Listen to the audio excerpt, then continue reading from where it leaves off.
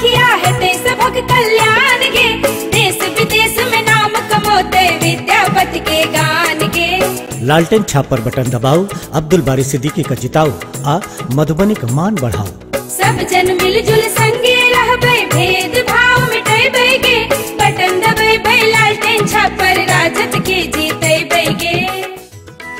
मिथिला संस्कृति की भूमि मधुबनी, मधुबनी जहां सामाजिक समरसता और भाईचारा की बहती है बयार। ताल तालाबों का क्षेत्र मधुबनी, पान मखान माछ का क्षेत्र मधुबनी। विद्यापति कालिदास से है मधुबनी की पहचान। मिथिला चित्रकला ने बनाई है अंतर्राष्ट्रीय पहचान। कहीं सोहर, कहीं सामा चकेवा, कहीं झरनी तो कहीं राजा सहलेज की गाथा से गूंजता है मधुबनी।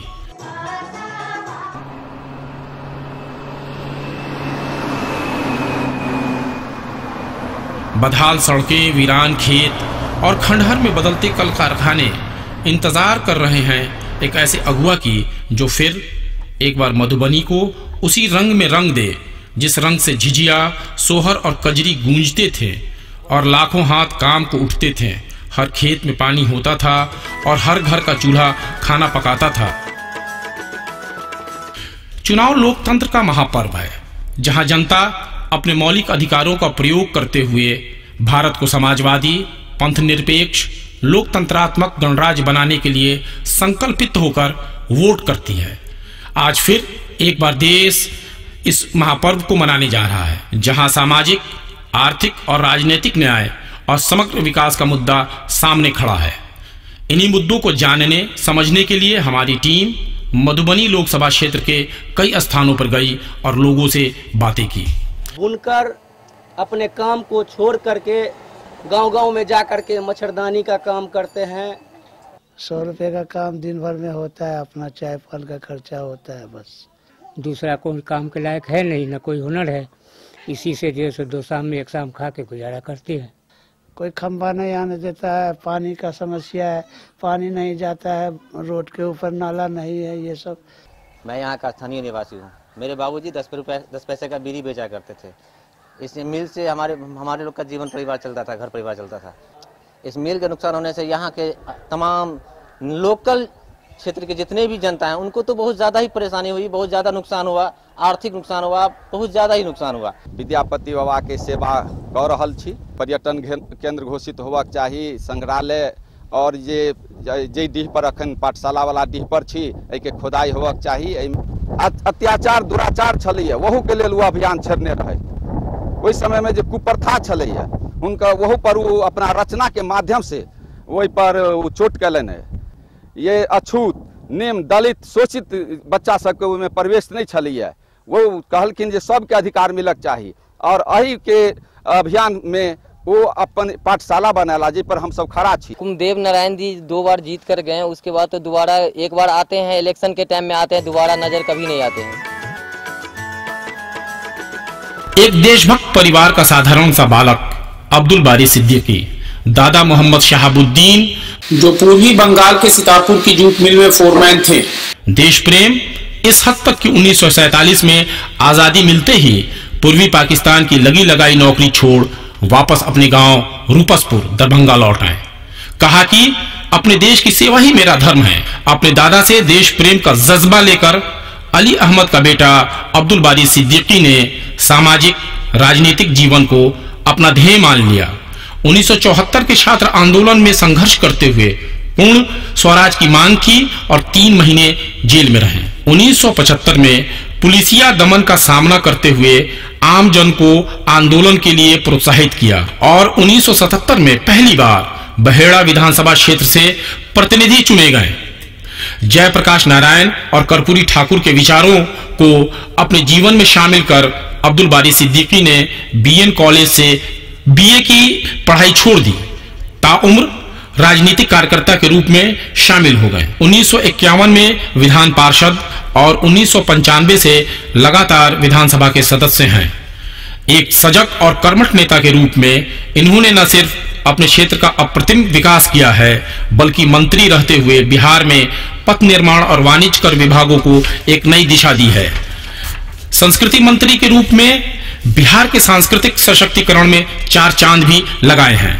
यही अब्दुल बारी सिद्दीकी संकल्प लेकर जनता के बीच हैं और मधुबनी के विकास के मुद्दों पर अपनी राय रखते हैं। मधुबनी मिथिला का हृदय स्थली माना जाता है। मिथिला की अपनी संस्कृति है, सभ्यता है, रीति रिवाज है, एक अपनी परंपरा भी है। और मिथिला का खास तौर पे मधुबनी लोकसभा क्षेत्र ये 3 चीनी मिलों से जुड़ा हुआ था। एक चीनी मिलें हुआ करती थी सकरी में, एक चीनी मिलें हुआ करती थी रैयाम में, एक चीनी मिलें हुआ करती थी लोहट में। इससे हजारों किसानों को जहां वो गन्ना उत्पादक के रूप में उनको लाभ मिलता था, वहीं जो सीजनल मजदूर भी होते थे, परमानेंट मजदूर भी होते थे और उससे उनका जो है परिवार का जो है भरण पोषण हुआ करता था। तो वहाँ से जो है बहुत सारे लोगों का जो है छोटा छोटा व्यापार, चाय का दुकान, होटल का दुकान, पान बीड़ी सिगरेट का दुकान या फार्चून का दुकान, कपड़े का दुकान वगैरह जो चलता था। वर्तमान सरकार ने जो है जहाँ मरणासन्न चीनी मिल थी तो इनका दायित्व था कि उसको रिवाइव करना, उसको मॉडर्नाइज करना, उसको चालू करना। और इन्होंने वादा भी किया था रैयाम में, यह कहा था हमारे माननीय मुख्यमंत्री नीतीश कुमार ने कि इस रैयाम चीनी मिल के चिमनी से जब तक धुआं नहीं आएगा तब तक हम वोट मांगने नहीं आएंगे। चिमनी से तो धुआं नहीं निकला, बल्कि धुआं निकलने का जो स्रोत था उसको भी उन्होंने बंद कर दिया। और फिर उन्होंने उन चीनी मिलों को रिवाइव करने के नाम पर अपने चहेतों को जो है उन्होंने औने पौने भाव में ग्लोबल टेंडर के नाम पर उन्होंने दे दिया। और जिन लोगों ने लिया चीनी मिलों को वो उसके मशीन, स्क्रैप, पेड़, एसेट्स जितने हैं उसको बेचकर जो है वो अपनी राशि सब जो है निकाल के वो मुनाफा कमा लिए।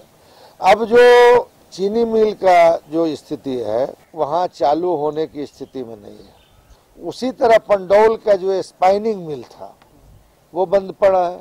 ये कालीन उद्योग केंद्र था वो बंद पड़ा हुआ है। वहाँ के जो हस्तकरघा हैं वो बंद हो गए। जो बुनकर लोगों का एक बड़ा नेटवर्क था और पूरे भारतवर्ष में जिस तरह से मेरठ और मऊ जाना जाता था उसी तरह जो है मधुबनी, बहुआरा, पंडौल, दूसरे जो भी इलाके गांव-गांव जो है बुनकरों का हैंडलूम चलता था। वो हैंडलूम चौपट हो गया। वो हैंडलूम वाले लोग जो है वो मजदूर बन के जो है मेरठ और मऊ में जाने लगे। जो बुनकर को जो है न बिजली मिल रही है, न सूता मिल रहा है, न उनको मार्केट मुहैया कराया गया है, न सरकार का जो है उसकी तरफ कोई ध्यान है, न जनप्रतिनिधि जो है उसके प्रति कोई जागरूक है। इस दिशा में भी हमारा संकल्प है कि यह लड़ाई भी हम लड़ेंगे कि जिस तरह से इंडस्ट्रियल डेवलपमेंट एरिया बनाया गया उसी तरह बुनकर इंडस्ट्रियल एस्टेट करके बुनकरों के लिए बनाया जाए और उसको सरकार के तरफ से उनके जो बने हुए वस्त्र है उसको सरकार जो है अपने कार्यालय के लिए खरीदे, उसको प्रॉपर मार्केट मुहैया कराए और जो विभिन्न हाट लगते हैं दिल्ली से लेके सब में उसमें भी उनको मुहैया कराया जाए। अब ये कह सकती है सरकार कि साहब ये तो मरणासन पहले की स्थिति में थी, तो ठीक है, कहाँ हमारे टाइम में मैक्सिमम जो है 6000 प्लान हेड का बजट हुआ करता था। इस साल जो है बिहार सरकार का 40,000 करोड़ का प्लान हेड का बजट में है। तो अब इस सरकार को पैसे राशि की भी कमी नहीं है, एग्रो बेस्ड इंडस्ट्रीज नहीं है, ग्राम उद्योग नहीं है, चीनी मिल नहीं है, कालीन उद्योग नहीं है वगैरह, ये इनके प्राथमिकता में है ही नहीं। इस वजह से इनको रिवाइव करने का, नया लगाने का, मॉडर्नाइज करने का इनके पास कोई स्कीम नहीं है। और जो 40,000 करोड़ रुपया है इसमें ये अपना डेंटिंग पे, पेंटिंग पे, रंग रोगन वो खर्चा करते हैं। सकरी में लेदर कॉरपोरेशन के मार्फत जो है वो चर्म उद्योग की फैक्ट्री चलती थी सरकारी, वो भी बंद हो गई। बदहाली बढ़ती है तो विनाश की ओर जाती है। जनप्रतिनिधियों की उपेक्षा ने मधुबनी संसदीय क्षेत्र को इतना ठगा कि इसके खेत बंजर होने लगे। कल कारखाने उजड़ने लगे, जनता की संपत्ति, चमड़ा कारखाना, चीनी की मिलें तबाह हो गए और जनप्रतिनिधियों की एक नजर भी इस ओर न गई।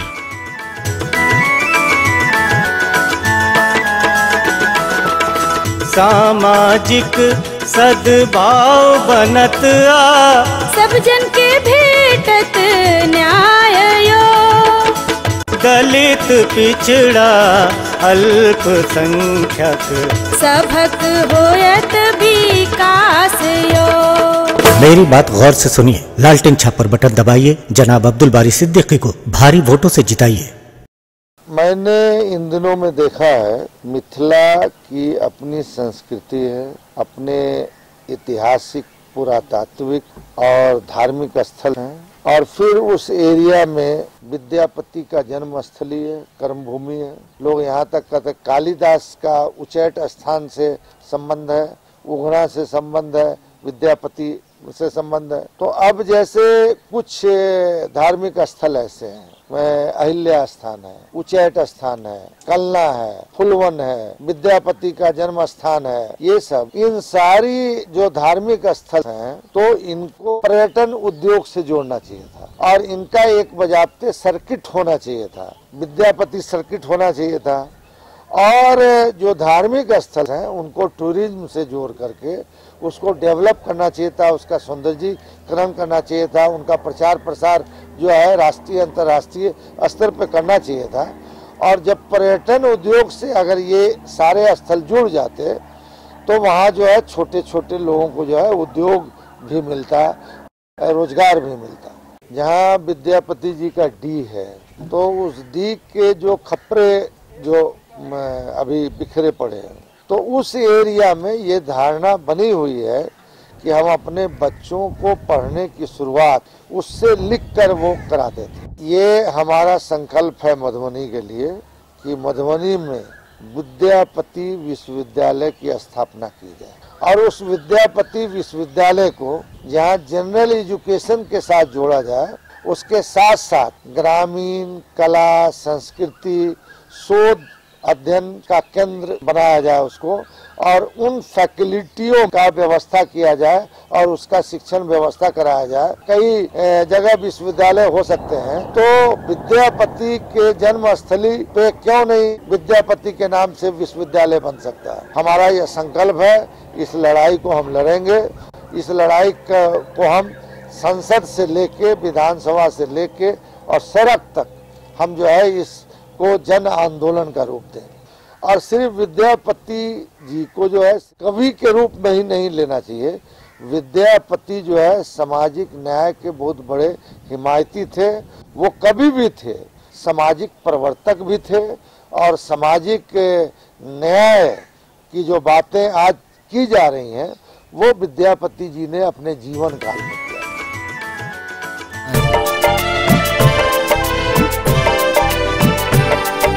मधुबनी के मान बढ़ोथिन अब्दुल बारी है, ई छछ मिथिला के बेटा है, ई छछ कर्मठ नेता है, ई छछ जनता का सेवक है। भैया लालटेन छापर बटन दबा के राजद के जीता बहरे। अब की बारी अब्दुल बारी, साफ छवि के कर्मठ नेता अब्दुल बारी बने विजेता। मदरसे को मॉडर्नाइज करना सरकार का एक संकल्प भी था।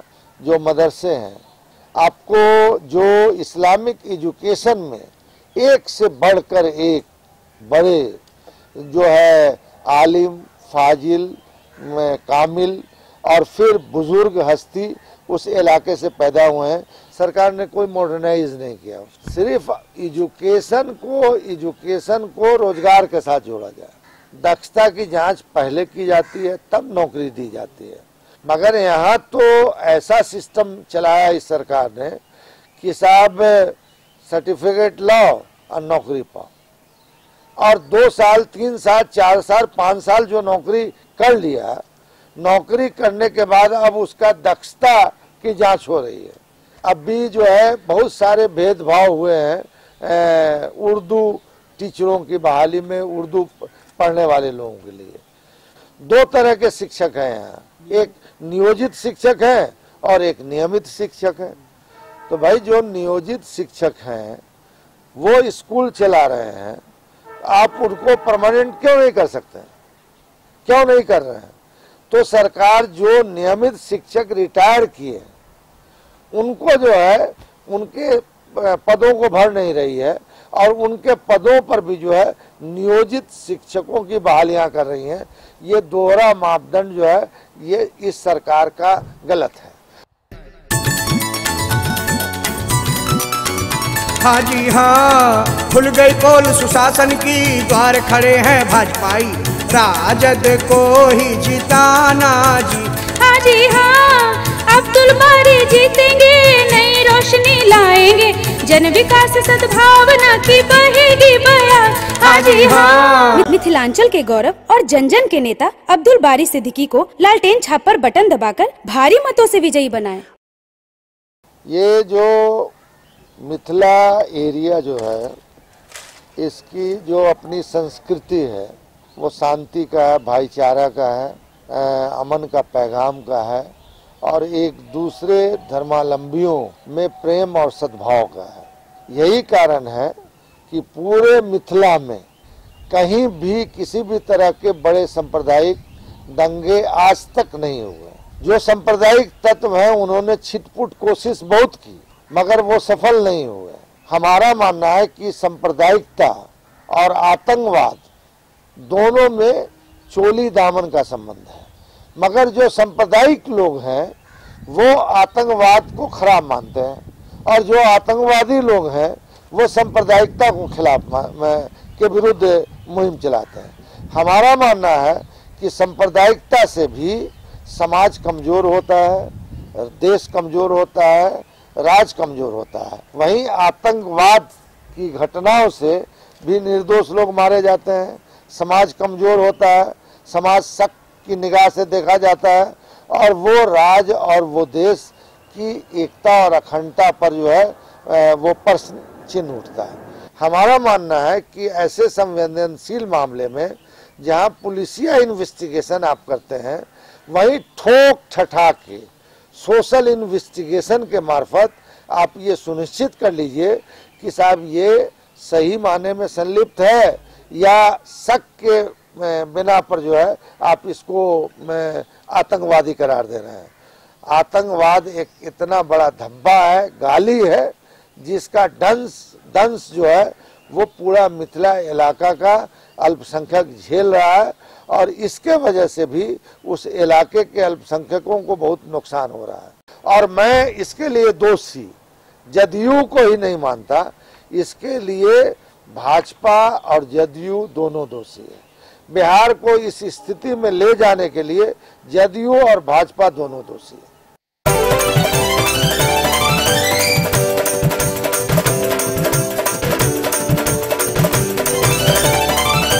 देवियों और सज्जनों, बुजुर्गों, माताओं और बहनों, मधुबनी लोकसभा क्षेत्र से राष्ट्रीय जनता दल, कांग्रेस और राष्ट्रवादी कांग्रेस पार्टी के साझा उम्मीदवार, मिथिला के सपूत, मिथिला संस्कृति के रक्षक और सामाजिक समरसता के दूत श्री अब्दुल बारी सिद्दीकी को लालटेन छाप पर बटन दबाकर भारी से भारी मतों से विजयी बनाए।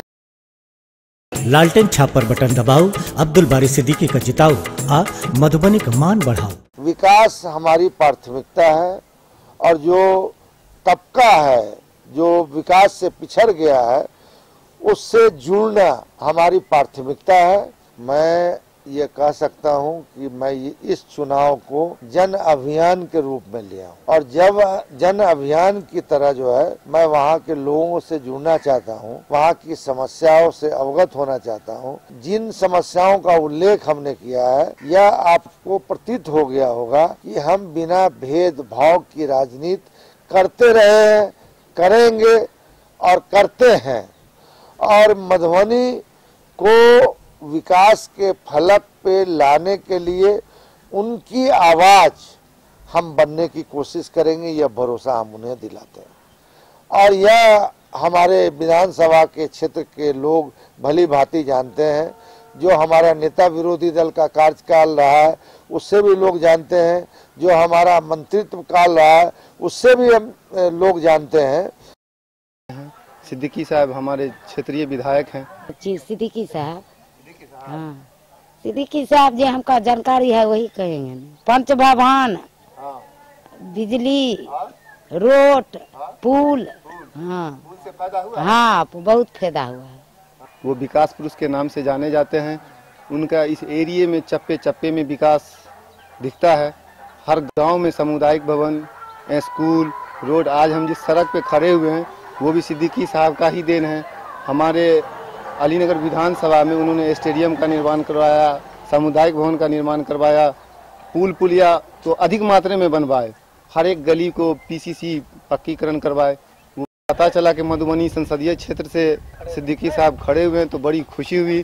हम तो मधुबनी की जनता से अपील करेंगे कि लाखों लाख के संख्या में सब आदमी अपने अपने घर से निकले और उनको अधिक से अधिक वोट दे करके उनको विजय बनावे, ताकि जिस तरह से मेरे एरिया का विकास हुआ है उससे कहीं अधिक उस एरिया का भी विकास हो। ये बड़ी खुशी की बात होगी। के भी गए हैं जो हम ये क्षेत्र में बहुत कुछ कर सकते हैं, लेकिन उनके बारे में हम ये बता सकते हैं सर, जो जब से यहाँ ये क्षेत्र से जीता बहुत कुछ काम किया। अगर इस बार भी अगर ये क्षेत्र से रहता तो वो जीत जाता। सिद्दीकी साहब ने हमारे क्षेत्र से बहुत काम किए हैं, बहुत अच्छा तरह से। उसे वहाँ के लोग से अनुरोध है कि उन लोगों को वहाँ के मतदाताओं ने उनको बहुत से वोट देकर विजय बनाए। हम लोग बहुत अच्छा चाहते हैं। हम लोग यही चाहते हैं कि जहाँ भी खड़ा हो, चाहे यहाँ या मधुबनी, मतदाताओं से यही अनुरोध है कि वो भारी विजय बना के जिताए। लालटेन छाप जिंदाबाद रहेगा, सिद्दीकी साहब जिंदाबाद। मधुबनी लोकसभा क्षेत्र में अब बदलाव जरूरी है का संदेश और क्षेत्र के विकास का सपना लेकर अब्दुल बारी सिद्दीकी जन समर्थन की अपील करते हैं। जो मधुबनी लोकसभा के मतदाता हैं उनसे मैं अपील करता हूं कि वो लालटेन छाप का जो बटन है हमारा, उस पे अपना मत दे के मुझे विजय बनाए। देवियों, सज्जनों, माताओं और बहनों, मेरे नौजवान दोस्तों, अभी अभी आपने राष्ट्रीय जनता दल, कांग्रेस और राष्ट्रवादी कांग्रेस पार्टी के साझा उम्मीदवार जनाब अब्दुल बारी सिद्दीकी की अपील सुनी। 30 अप्रैल 2014 बुधवार के दिन आपको मतदान करना है। हम आपसे अपील करते हैं, आप अपने तमाम जरूरी कामों को छोड़कर अपने बूथ तक आएं और अपने मताधिकार का प्रयोग करें। दोस्तों, याद रखिए 30 अप्रैल 2014 को आपको अपने बूथ तक आना है और लालटेन निशान पर बटन दबाकर अपने जनप्रिय नेता श्री अब्दुल बारी सिद्दीकी को भारी मतों से जिताना है। दोस्तों, आप याद रखें 30 अप्रैल का दिन आप खुद आएं, अपने परिवार के साथ आएं, अपने अड़ोस पड़ोस के सारे लोगों को लेकर के आएं। आपका एक एक मत मिथिला के विकास के लिए, मिथिला के मान सम्मान के लिए, आपकी आवाज के लिए। तो दोस्तों, आप सब आएं 30 अप्रैल 2014 को और अब्दुल बारी सिद्दीकी के पक्ष में भारी मतदान करें। अब की बारी अब्दुल बारी। दोस्तों, याद रखें, मधुबनी लोकसभा क्षेत्र के दुर्दिन को बदलना है और अब्दुल बारी सिद्दीकी को अपना सांसद बनाना है। तो निशान लालटेन छाप, आपका अपना उम्मीदवार अब्दुल बारी सिद्दीकी।